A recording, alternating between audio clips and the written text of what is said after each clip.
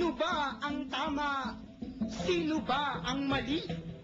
Sa mga ministrong mapagpakunwari. Sino ang sa pula? Sino ang sa puti? Sa magkakasama sa prinsipyong mali. Isa sa kasama nila'y natiwalag. Naging aso't baboy ang sa kanya'y tawa. Mayroon pang banta, siya raw ihahayag. Anong uring sama na gawang paglabag?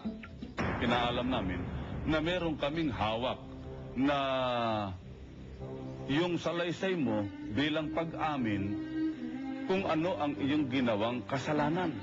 Napakabigat na kasalanan to. Pakitutukan nga itong lagda ni Mr.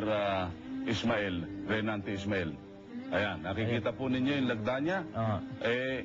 Hindi na muna namin sasabihin kung ano yung kanyang mga kasalanan. Opo. Sapagkat tinitiyak namin sa iyo, napakalaking problema pagka ikaw ay nabulgar sa mga kasalanang pinagagawa mo. Opo. Siya na may sumagot ay di ano? Ihahayag din daw niya sa buong mundo. Mga kabalbalan ng mga ministro ng Iglesyang Tatag ni Felix Manalo. Panahon nyo ngayon, araw nyo ngayon, magsaya kayo. Pero babalikan ko kayo at darating ang panahon, ibubulgar ko ang kabulukan ninyo.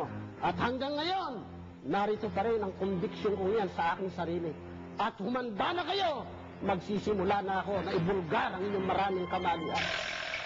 Sabihin na natin ako. Ano raw ang sama kung siya'y natiwalag? Sa iglesyang mga ministro ay duwag. Si Manalo rin daw ay isang tiwalag sa misyong Kristiyana dahil sa paglabag.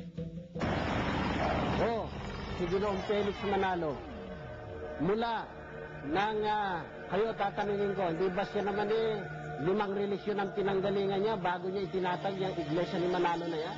Baka gusto mong basahin ko po yung circular ng Sabadista kung bakit siya itiniwalag. Baka gusto mong basahin ko yung circular kung patotoo ng misyon Kristiyana kung bakit siya inalis dyan. Sabihin mo lang sa susunod na programa ninyo, humingi ka ng pahintulot kay Ginoong Eduardo Manalo. Babasahin ko rito. Hinamon niya sila, san daw mababasa? Ukol sa pagboto, dapat magkaisa.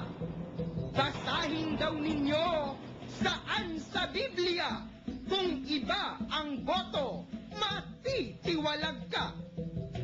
Wala raw record na nakipagdebate. Itong si Eduardo, maging si Kaherdi. Duwag silang lahat, lumaban sa TV, kapag ang kaharap ay si Brother Eli. Ito batay sa records. Wala ho kasi record na si Ginoong Eranio Manalo at maging si Ginoong Eduardo Manalo ay humarap man lang sa isang debate. Kay Plaza yan, kay TV yan, wala silang karanasan tungkol yan. Talaga? Kung yan ang mga makaranasan nilang ministro hindi makaharap kay kapatid ni Eli Soriano di lalo naman, hindi walang karanasan kapatid ni Joseph.